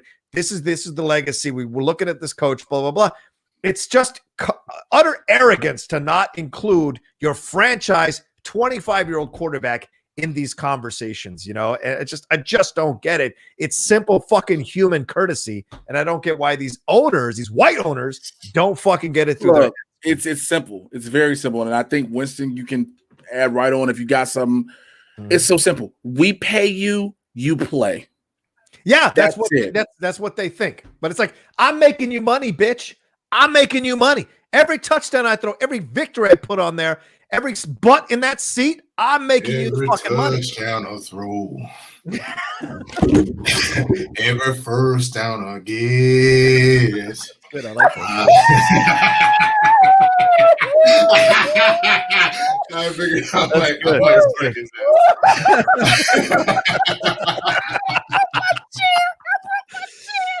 How can you do that? He broke his chair. He broke his chair. Oh no! Oh my god, that's funny, bro. That's a shame. It's just one of those things, man. That like, yeah. I wonder at what point does it click where you go, you know, because there were similar things that I was, again, not to keep comparing everything to the Schmodown, but there would be people that we were going to potentially draft. Yeah. That if someone was trying, like, I'll tell you something, maybe I'm more like the Houston Texans. I was like, if we draft them and they're going to go, you can go fuck yourself, I'm not playing for you. I'd be like, guess who gets to ride on the bench for the whole year and doesn't get to play then? Because, like, that's the thing. We're like, on top of the fact that it's like, yo, this is the situation that we're in. So we need you to move forward. Like, there are certain people, if that had happened, I would have, like, if they had, like, come to me and been like, this is how I feel about a certain thing, then I'll talk about it and look at it as a thing. But if you try and strong arm me when I'm just trying to put you in a situation to win and that I can win and we can all win, like, I like, this is hard for me because like being in a management position, I sort of get where the Texans are coming from, but at the same time, I've done nothing to fuck over any of my players. Whereas the Texans have fucked over Deshaun Watson. Yeah. So like I'm 1,000. Yeah. Yeah, many times over. So I think I have a new one now. I think I can do this. I'm just saying, like, Rocha, if you would come over, oh, nice with the Dodgers. Like, no, he didn't. No, he didn't. Oh my God! Did you see what he put on the? He didn't see it. He didn't. It's not good. I did see it. That's why my fucking face was like this. Hold on. I'll put a Bears tight end. Yeah, go ahead. Yeah. Like if Rocha had come to Swag and Rocha was like, "Bitch, I don't want to play for you," and I would have been like, then I've been like, guess what? The Outlaws just went into early retirement. Like that. That's how that. Yeah. Guess who's riding off into the sunset, motherfucker?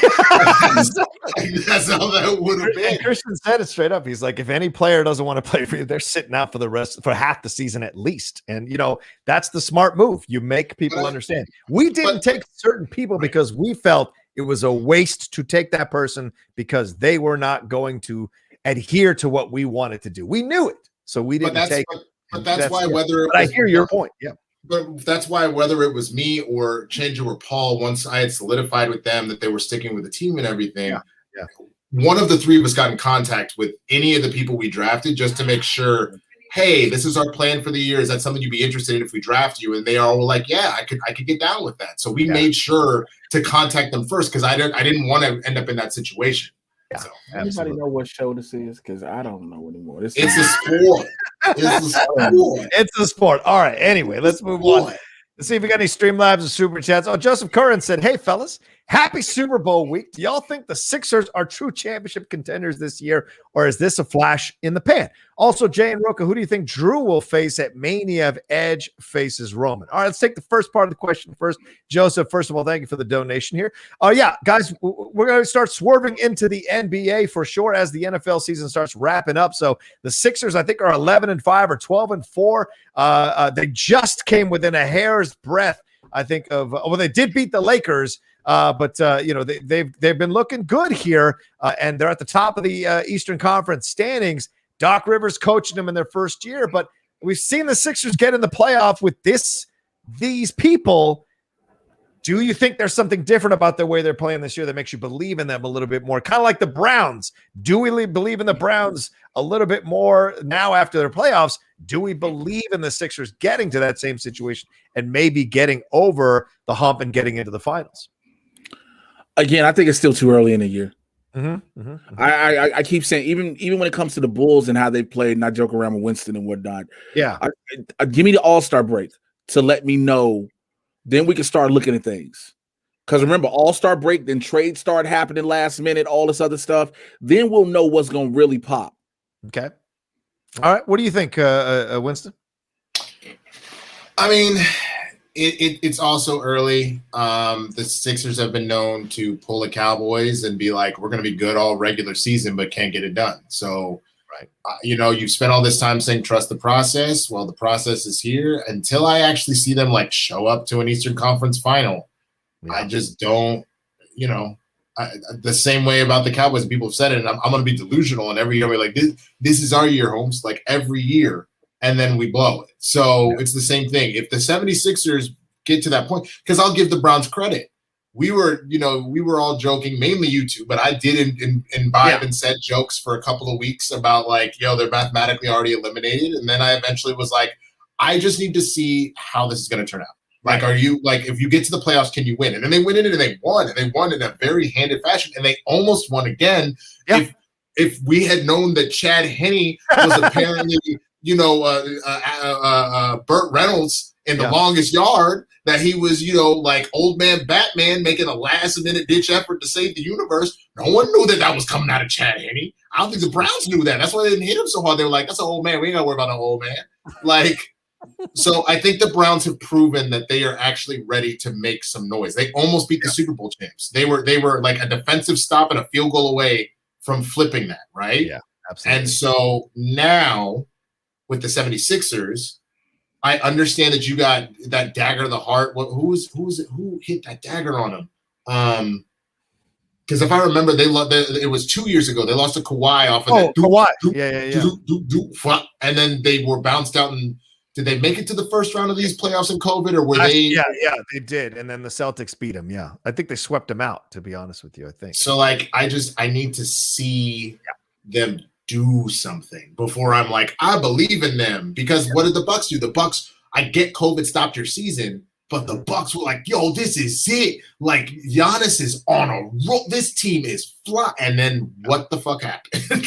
Exactly.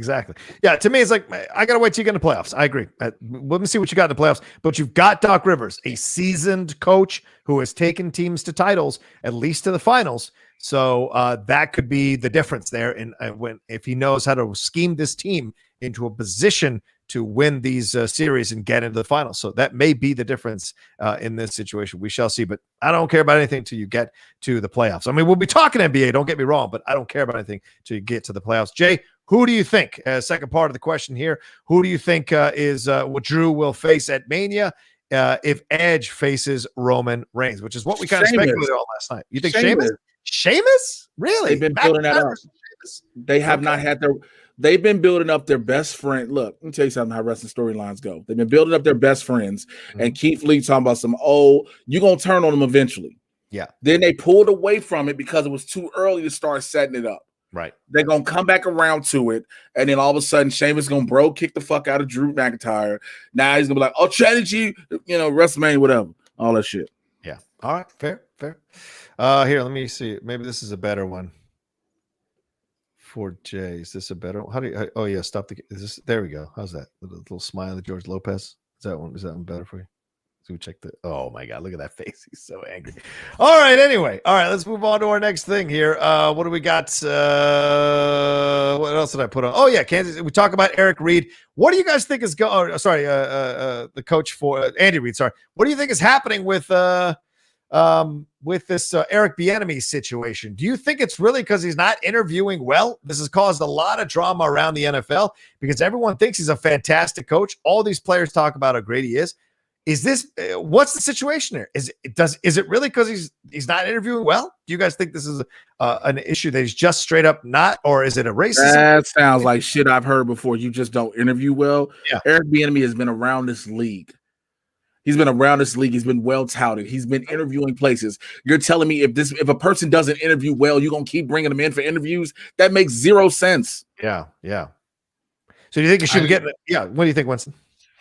At some point, because I know that there was something that said about there are people that don't test well. So that's part of the reason. It's one of the things that they've actually said, and they've tried to move on from standardized testing as a means to be like, this is how people, you know what I'm saying? So I think what you do instead is the man out here it sounds weird, but damn, give the man a video documentary of him, have one of the players, one of the bench riders that loves Coach Bellamy, have him follow around with the phone and take footage. This is how Coach be handling people when they in drills, and this is what Coach does in meetings. And Coach always brings barbecue on Fridays. Whatever it is, just make a sizzle reel for him and submit that. Coach always brings barbecue on Fridays. I can't touch that. I can't touch that. We'll see. Tyreek Hill gave him his vote of support here, as for sure. And Bieniemy's in his third season as Chiefs coordinator. He's interviewed for 6 head coach openings this year. What is wrong with you? Help me out. What are you doing? What do you guys think? He's interviewed for 6 head coaching positions, and he interviewed last year as well.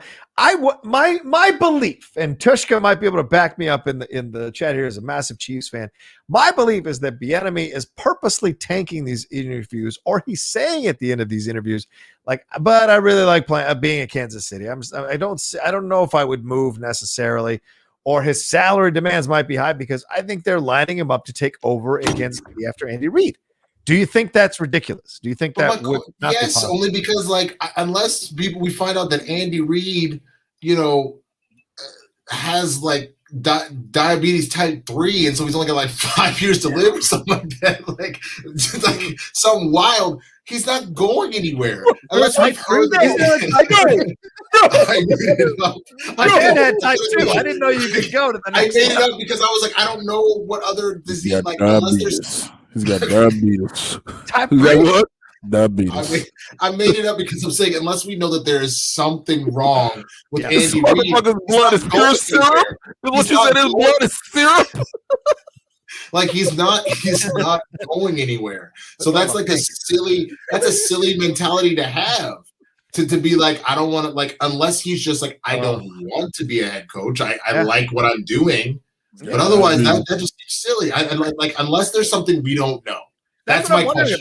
Because I mean, they hired that Philadelphia. I wish I could play video. I can't play video anymore. No matter how small the site, they ding me. The NFL dinged me for those 5-second, 6-second videos. Even without the audio, they dinged us when we were doing the playoffs. So I'm not putting any more video on on these shows. But I wish I could play you the video of the press conference that Philadelphia Eagles head coach gave the other day. Oh my God! Shit. There's no way Bieniemy interviewed worse than that guy just did. We got to plan. He was like, we got a plan. He was like, we got a plan, and so we're gonna implement the plan. And when the plan goes well, we're gonna go back to a new plan. And the plan from that plan. What is this? I'm gonna look it up. I know you're not Philly's new head coach. Winston, you got to watch Philly this head coach, and then press conference and plans. It's the new head coach plans. This motherfucker he said he said plans like 30 times in one sentence. He literally had transcripts from a Trump press conference and reread them as a head coach presser. Was this 2 days ago? Yes. Yeah. Yes. I didn't want to put it because it's like no. I know.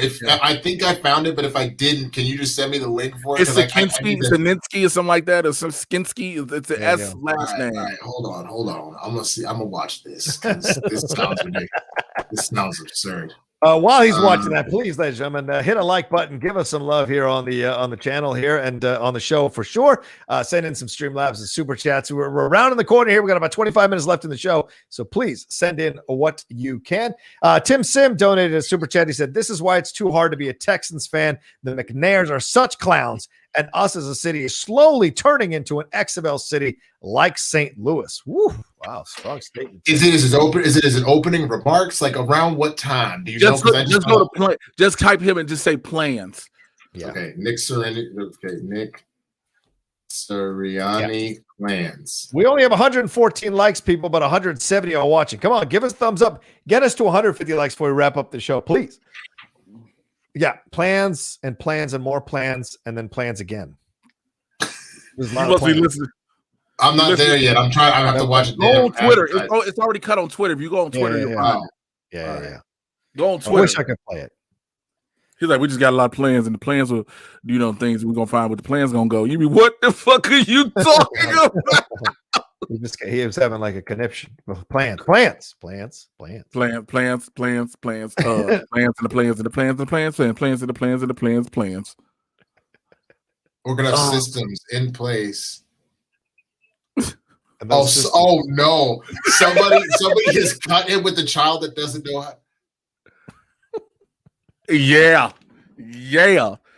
I haven't heard the word plans, but he's just saying. Oh, systems maybe. There was systems over and over again. Yeah, something about the systems in. It's definitely systems. It's not plans. It's systems. He goes, we need an easier system for offense and defense and special teams so that when we have a good system and then we're working with the system, we understand the system. Like, oh my Lord. Okay, well, okay. Okay. That's hilarious, man. Oh my God. Ridiculous. Anyway, yeah. So there's no way that Bieniemy tested worse than this guy or interviewed worse than this guy. No way possible. Because you got to add. Because one of the questions is, what are your plans for the team and how to move forward? What if the offense, if the system works and then the system of the down, and then if the system works into the system is the rhythm is going to get you. And you're like, what? The rhythm is going to get you. Fuck, did you? Bitch jumped into Gloria Stefan a bit of shit. Anyway, we'll see what happens. I think he's lining it up. And no, Tushka, other people have had this. Other people would say this since last year when they didn't hire Bieniemy as well. They might be doing it on purpose. All right, let's move to this. It's kind of a tough situation here. Chad Wheeler, this is a lineman for the Seahawks, formerly for the New York Giants. NFL.com reported that King County Prosecuting Attorney's Office filed 3 charges against this guy: first-degree domestic violence assault, domestic violence, unlawful imprisonment, and resisting arrest. I just want to get through the charges real quick, Jay, and then we'll get to your each charge is in relation to a horrifying assault that he unleashed upon his girlfriend this past weekend. Her name has not been disclosed. He made $400,000 bail from the King County Correctional Facility, issued an apology, but according to the Kent Police report, the alleged victim was attacked by Wheeler on Friday night after he asked her to stand up and bow to him. When she declined, Wheeler allegedly grabbed her by the neck and threw her on the bed. Wheeler then proceeded to strangle the victim, and at one point he removed one of his hands to press it against the victim's mouth and nose, trying to stop her from breathing as he continued to strangle her with the other hand. Then he allegedly grabbed the victim's left arm at one point and twisted it to prevent her from fighting back. The victim eventually lost consciousness per the report. After she came to, Wheeler allegedly said, "Wow, you're alive?" The victim then locked herself in the bathroom to call family and authorities. There are gruesome pictures of her injuries online that you can look at. There are text messages between them that is absolutely horrible. And today, as we're recording this, the motherfucker pleaded not guilty. He's claiming that he's bipolar and did not take his medicine. Therefore, that's why this happened. But I want to add one last thing here. The National Domestic Violence Hotline that's what they said. Sorry, I want to. Damn it, I lost it. But anyway, what do you guys think of this? And what did you guys feel when you're seeing this? Sorry. So here it is. The National Domestic Violence Hotline states that though you may have bipolar disorder, it, quote, does not lead a person to become a domestic abuser. So this is a really terrible situation. The NFL should kick him out of the league for this, like they should have to Greg Hardy and a number of other people, but they're allowing the Seahawks to handle this. The Seahawks have removed him from the team, but the NFL has not officially barred him from playing. I mean, at what point do we start? Does the NFL need, does the chorus get loud enough to make the NFL do something here? Jay, what's your thoughts on this? This motherfucker said, "Oh, you still alive?" Yeah, man. That's according to the if that isn't, and he has a record of this shit already. Yes. This ain't new for him. That's another thing people got to understand. This ain't a first time offender of this shit. This is the dude who's repeatedly done that. Mm-hmm. It is unfortunate, and it has been said numerous times. The league does not care about women. Yeah. It has been said numerous times. When Ray Rice hit his girl and then the elevator hit his girl, that was one of the most fucked up things we had seen. Yeah. Keep this in mind. We saw that. Now we're hearing about this, and it is easy to believe. And then, because of course, you're going to have a bunch of dickheads in YouTube comments and on Twitter. Oh, well, we're going to just go off allegations. Motherfucker, this dude has a track record of this. Yeah. Right. This ain't a one. And even if he didn't, I'm not gonna sit and think somebody just made up. Oh, he beat the dog shit out of me, took a hand, choked me, and then put it over my mouth, and then all these things. To be that elaborate in thought takes a lot of planning. Yeah, to make a story up like that. You see what I'm saying? It takes a lot of planning.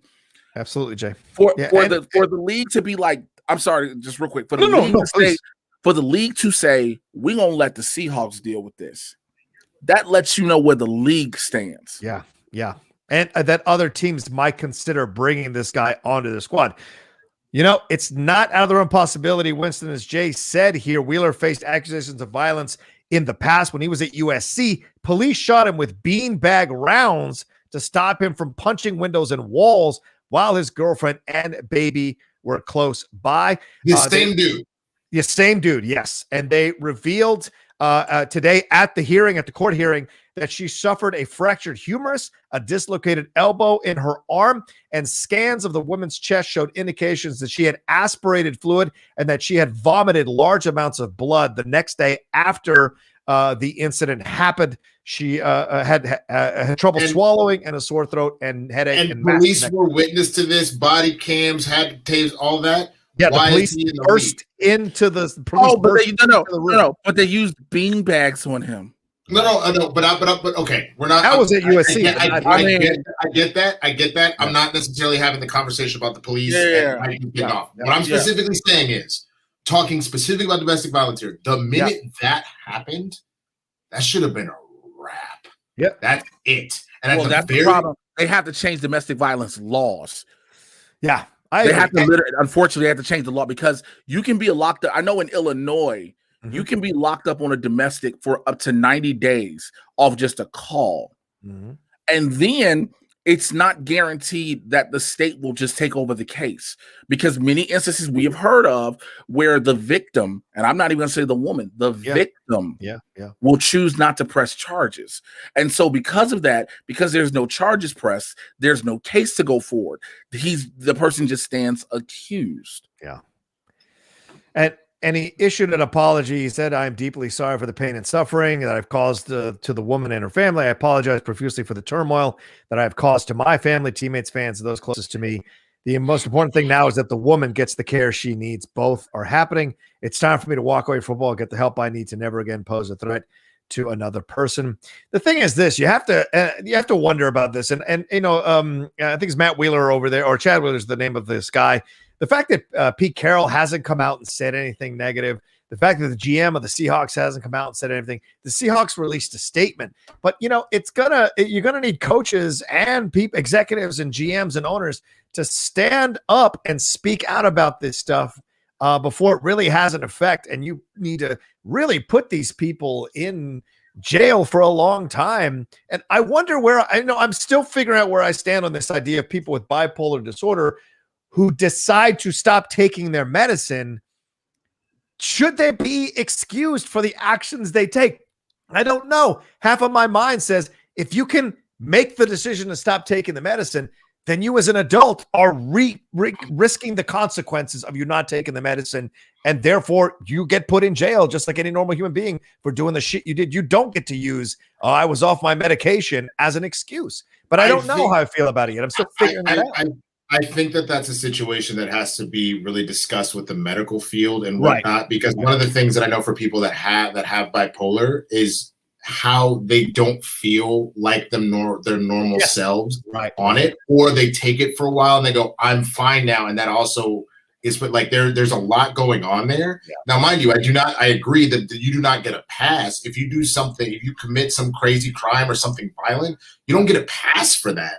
Yeah. But I think that if we're going to approach that situation and how that plays out in the law, I think that you need to be checking in with medical professionals about that before we even make any sort of decision about where that goes, just because that is way more complicated than any of us can really just say based off of fact. But like all of that, I agree, as the domestic violence hotline said, that doesn't just make you an abuser.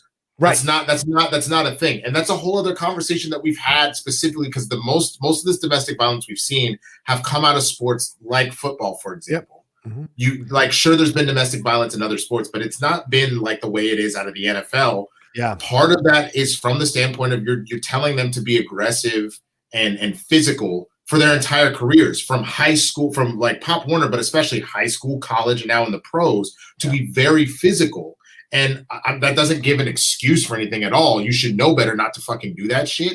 Yeah. But that's what we're talking about with CTE and everything else. This is a whole deeper conversation of both the only way this is going to change is to be like, I need you to see the difference of like, this can happen on the field and on the field only as far as you being physical with people. And that shit stops the minute you're off the motherfucking field. Yeah. And the only way that works is the NFL has to send a message, but they haven't. They've tap danced around this because they're like, ooh, well, Tyreek Hill still got he's really fast. And, like this guy is a really good lineman. You've given excuses for people to do this. Yeah. And so until the league decides that they care. Again, because I'm gonna just add a caveat to that, if I may, Winston. Yeah. If I may, stars get passes. Yes. Right. Players with talent get passes. Yeah. If you're on the downward spiral like a Ray Rice, you can be gone easily. Mm-hmm. Right. But if you're still a star and you're still viable, like a Tyreek Hill, if you're a Chad Wheeler, you need to protect Russell Wilson. We can give you passes. Yeah. If you're on a downward spiral or you're a third or second string person and nobody knows about, your ass is locked up and they will release a statement with the quickness. Mm-hmm. Mm-hmm. Yeah. Again, Ben Roethlisberger. Yeah. This man has raped multiple women. The league paid them off and we are not supposed to talk about it, quote unquote, at all. At all. We are supposed to let that go.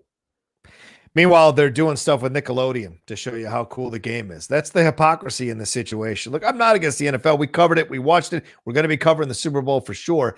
But these incongruent things have to stop at some point because I think the nuclear option has to be in play now. There's been way too many incidences. And we do this with drugs in the NFL. Why can't we do this domestic violence at higher rates in terms of like, you do it once, you're out for the season. You do it a second time, you're out of the league. I think that needs to be the situation. I agree with you. It's wild that like you smoke weed, you get out of our league, but you hit a woman. It's like, well, we're going to put you on the commissioner exempt list. Right. We'll give you a couple games and then you're not going to do it again, right? Okay. Yeah. Like, because they try to run they run the line of, we don't want to seem inconsiderate to mental health, because again, him saying I'm bipolar. Now, yes, the Mental Health Society spoken out about it. We're speaking out about it. People in the chat have spoken out about it. Bipolar doesn't make you black out. There's another type of mental illness where you black out and you don't know what you did. There's a difference in that regard. And even still, if you black out and you hypothetically commit a murder, okay, you might not go to jail, but you will be locked in an insane asylum because now your mental is out, right? You're mentally unstable to do things. So we got to make sure we put you under this watch for the remainder of your life. So you can't try to use this as a get out of jail free card and say, well, it's going to protect me a little bit. Like, again, the NBA, that's one of the things I will say about the NBA. Do some dumb shit. Adam Silver, do some dumb shit. Yeah. Do some dumb shit. Adam Silver bounced a motherfucking owner. He said, you know what I'm not going to let you do? What you're not going to do. Yeah. Told the owner, you not going to be racist. Old boy that was on the, what team was it that was in the bubble that did the dumb shit? You got to go. The Houston guy? Yeah. The team did it, but of course, Silver had to give the final okay about it.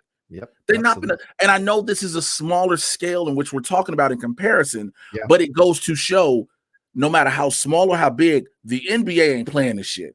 Oh, yeah, right, exactly. And look, Winston, I would even push back a little bit when you said, because yes, you're told to be aggressive in the NFL, but not everyone's abusing their wife physically or their girlfriend or whatever. It's a select few. And so I'm saying, time out. Yeah, I'm saying that like you don't. Other sports, the only other sports I might put that up there, and we do see this: MMA, wrestling, boxing, where you're literally being like genuinely like physically aggressive, and you maybe go even international violent. To rugby as well. But go ahead, keep going. Yes, rugby is what, but like you don't hear about as many of these cases or things happening in basketball. It happens, but like just statistically wise, it doesn't. You don't hear about Olympic swimmers doing this. It happens, but just not nearly as much. I'm saying just smoke a lot of weed and win gold medal. I'm literally just saying that you're talking about in the same way, because we talk about this with sometimes with police officers, with veterans. If you're put in a situation where you're asked to be aggressive and physical and violent, it does a lot of times because, and that doesn't excuse anything. Hear me out. I am not excusing it. Oh, I know there tends to be a correlation with if either because they've chosen that path for their life or that path has done something to them that those numbers go up. That's what I'm saying. That's fair. I want to speak to it from a firsthand account, from a firsthand experience, if I may, real quick. Okay. Sure. I've been a pro wrestler for 20 years. Sure. At the height of my career, when I was consistently working every weekend, hitting the roads, working out, dealing with all the stress of trying to make it in a professional wrestling career, my aggression and my anger were at a peak. Mm-hmm. And I didn't learn. I had to be taught how to take trauma out my household. Trauma was the name of your wrestling name. I just said in case people don't know. It is right. Yeah, Trauma was the wrestling character. I had to learn that when I came back home and stepped through the door, Trauma was gone. Yeah, Jay was there. Right. I got told by my daughter's mom, even when I started doing stand-up, because again, when I started doing stand-up, I was still wrestling, but again, being in the entertainment world, the three of us know the pressures that this put on you and the pressures you can potentially bring home. Yeah. I had to learn again, when you come to that door, he's outside. He does not come in this house. And kudos to her for saying downstairs. But the thing is, what you say? Jay, him downstairs. Him stay downstairs with the milk and cookies. Like I ain't got no fucking name. Like I ain't got no name. Oh man, I love that bit. She walk a little bogle-legged ass on down. I love that fucking bit. Oh my god. Ernie's my brother. He looked like me. He looked at me up and down like I'm short. Okay. But the thing is, and I say that, but I said it again back to the serious level of you're taught that. That is why, and now in many instances, there is a rookie symposium to try to help, especially NFL athletes with that. Their rookie symposium every year. I don't know if they did it this year, granted, with everything with COVID, but their rookie symposium not only teaches them about how to deal with their new level of celebrity, but to deal with their personal situations they may deal with. They do the same thing for rookie lead actors. I don't think a lot of people know this. If you are a first-time series regular, 1 or 2 on the show, there is this rookie symposium for you as well. Wow, I didn't know that. Okay. Oh, that's good. That's smart. Real quick, let me go ahead and plug my stuff. Is there one more story? Because I just got a text that I gotta run. But is there just the Bradley Beal situation? Just the Wizards beating the Nets last night. Pretty incredible stuff. Just looking at it, because the Wizards came back, had those 2 3-pointers in 7 seconds, beat the Nets. The Nets right now, for all the stuff of having James Harden, Kyrie Irving, and Kevin Durant, they are the worst defensive. They have the worst defensive rating in the league at 119.9, which would be the worst rating of all time. And ironically, they have one of the best ratings in the league on the offensive side of things. So, like, we watched this game was incredible. That don't want to play defense. James Harden, especially. Yep. I think that's the one thing that you didn't take into consideration because of the amount of points he puts up. But that's not a good look. That's really not a good look. And I actually love seeing that Westbrook having been shipped out to DC and whatnot. I love seeing them like thrive, bro. Yeah, that makes me happy. That makes me super happy. Also, the Nets just picked up Iman Shumpert. Who did? The Nets just picked up Iman Shumpert. That'll help a little bit. That'll help a little bit. But anyway, real quick, I'm so sorry. I got to run. I'll get it for you. I'll get you. What you got? Great. No, that's it. That's it. I got you. Cool. All right. Thanks, Winston. Much love, brother. I got him. So I know he got to run. I know what he got to do. So I got him. Okay. But you got a team in the freaking Nets. You built them offensive points wise. Okay, cool. Because this is now a high-powered, high-scoring league. That's what this is. Unfortunately, this league as a whole is zero defense. Yeah. As a whole. Because the only way you get these high-scoring events and high-scoring numbers is with no defense. Yeah. But now you have 3 people who really aren't playing defense. You got a Kyrie Irving who's checked out mentally. That's the problem. James never played defense. James Harden never played defense mentally. Durant's having to do the workload on both sides of the ball. Joe Harris isn't doing much for them. He threw that ball away that got Russell the 3-pointer to win the game. So it's like, yeah, Jay, this is not a good defensive team. And Steve Nash wasn't really known for his defense either, Jay. So it's like, this is not a good situation. Again, everybody to this day is still, you know how we talk about the NFL and black head coaches? The fact how Steve Nash passed up a bunch of qualified potential black head coaches to get that job. Point. Yeah. You know what I'm saying? Excellent point. So that goes to that as well. Like you said, he wasn't known for playing no real defense when he played Phoenix and all that. Stop. Yeah. So again, everybody kept trying to, when you hear names, when you hear, oh man, Brooklyn got KD and Kyrie, you like, oh shit. Because remember, we were talking dynamic duos beginning of the season. Yeah, exactly. And then you get the acquisition of James Harden, because now all of a sudden Harden take off his fat suit and kind of want to play, but you're like, yeah, but he don't know what the other side of the ball mean.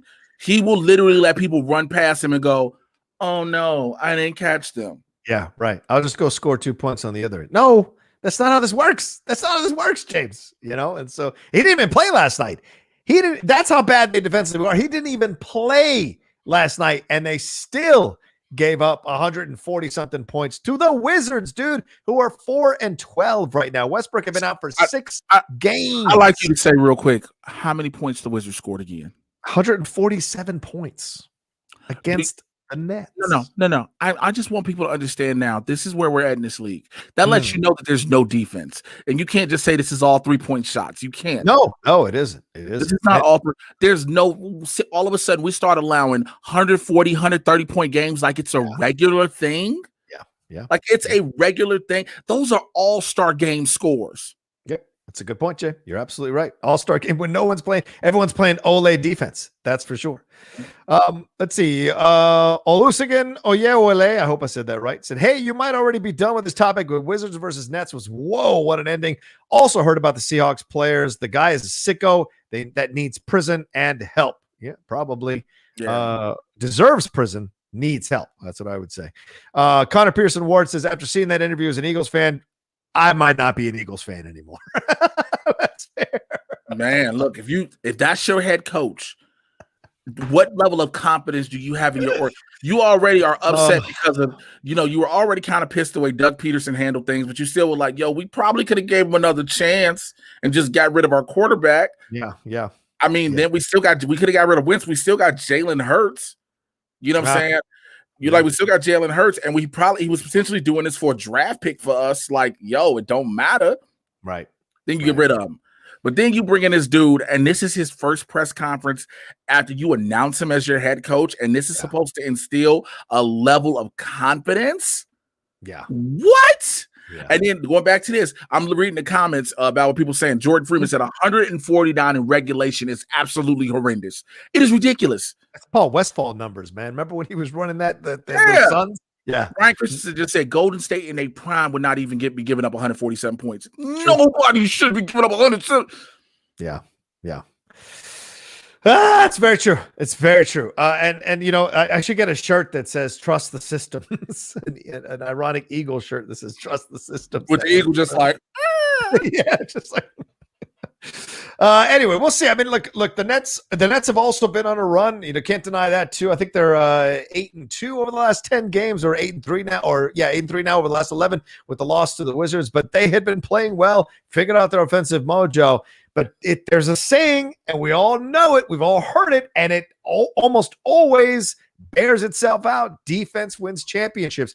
If they can't figure out a defensive identity, and certainly Steve Nash was no defender, so I don't know how he's going to teach them that, then they're not going to go much farther than maybe the second round of the playoffs. If they get to the Eastern Conference Finals, it'll be a miracle with that defense. But eventually, a defensive-minded team is going to shut them down and punch them in the face, and they're going to turn on each other. That is what is being set up here. We've seen it. It's a tale as old as time, Jay, in sports. We've seen this all the time. It's crazy, too, because the turn is going to happen, whether it be from the three of them being Irvin, Durant, and Harden, or the media blows it out of proportion. And here's why I say this. When I talk about sports media will instantly go, oh, well, was this a failed experiment? It's the first year. They should have had it together already.